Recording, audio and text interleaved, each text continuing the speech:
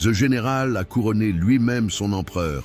Napoléon Bonaparte est sans doute l'une des figures les plus fascinantes de l'histoire.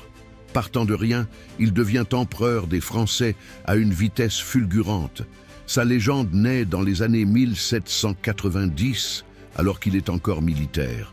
Peu de gens savent qu'il a commencé sa carrière en tant qu'officier d'artillerie, mais il va très vite se démarquer par son génie stratégique.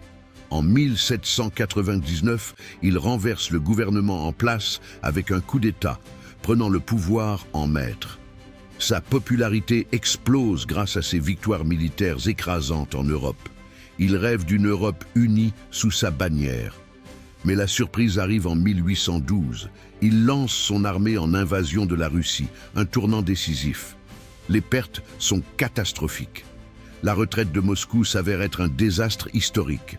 Les chiffres parlent d'eux-mêmes. Sur 600 000 hommes, seuls 100 000 reviennent. Chaque défaite l'affaiblit un peu plus, mais sa détermination reste intacte. En 1814, il abdique, exilé sur l'île d'Elbe. Mais en 1815, il s'échappe, revêt son uniforme et reprend le pouvoir. Le retour de Napoléon provoque l'enthousiasme, mais aussi la peur en Europe. La dernière surprise survient à Waterloo. Les Alliés s'unissent pour mettre un terme à son règne. Napoléon est finalement exilé à Sainte-Hélène, où il passe ses dernières années, loin du pouvoir qu'il a tant aimé.